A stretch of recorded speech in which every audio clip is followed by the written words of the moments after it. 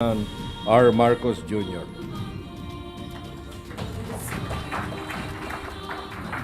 Thank you, Executive Secretary Luc Bersamin. And of course, please take your seats. Vice President Sara Duterte, members of the Cabinet, yung iba nakaalis na. So you're going to have to hold down the fort in the meantime. Pasay Lone District Representative Antonino Calixto, Chief of Staff General Romeo Browner, Philippine National Police Chief General Romel Marbil, Coast Guard Commandant, who's been very busy in the past few days, Admiral Ronnie Gavan, fellow workers in government, ladies and gentlemen, good afternoon. Today I leave for Washington D.C. to attend the first Philippine-U.S.-Japan Trilateral Summit. It is a historic meeting, and a meeting with U.S. President Joe Biden and Japanese Prime Minister Kishida Fumio, and it is aimed at advancing trilateral cooperation between our three countries, which have long enjoyed warm and friendly relations and robust cooperation. This visit builds upon my previous meeting with Prime Minister Kishida and U.S. Vice President Kamala Harris last September in Jakarta.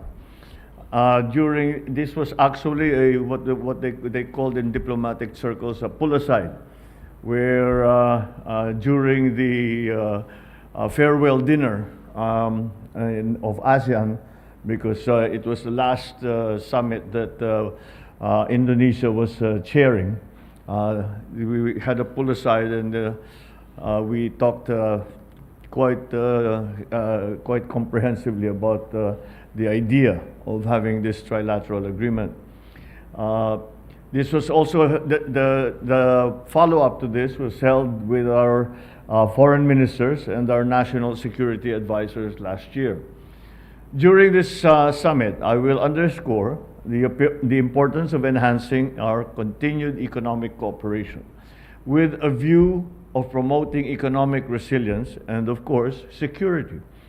I intend to explore ways of advancing cooperation, especially in the areas of critical infrastructure, semiconductors, digitalization, and cybersecurity, critical minerals, renewable energy, as well as defense and maritime cooperation.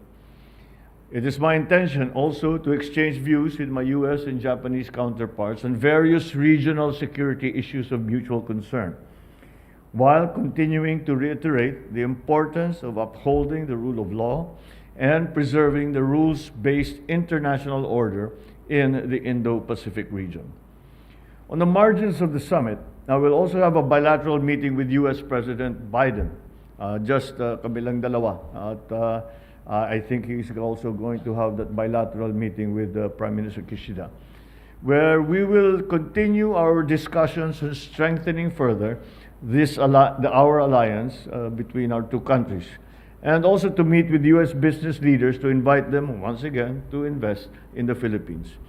I look forward to moving the discussion to a progressive discussion so that what our intention really is to strengthen the partnerships between our three countries, between the United States, Japan, and the Philippines.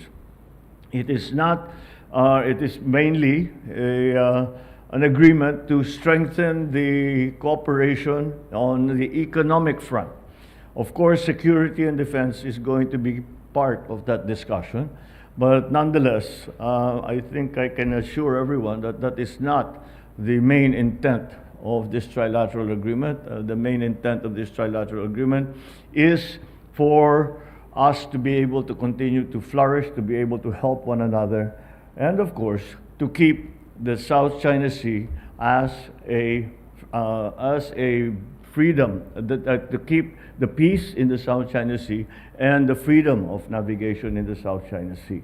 To that end, this is the details of that are what we are going to be discussing very, very soon. And I hope to come back with some good results in the next few days. Thank you very much, and good afternoon.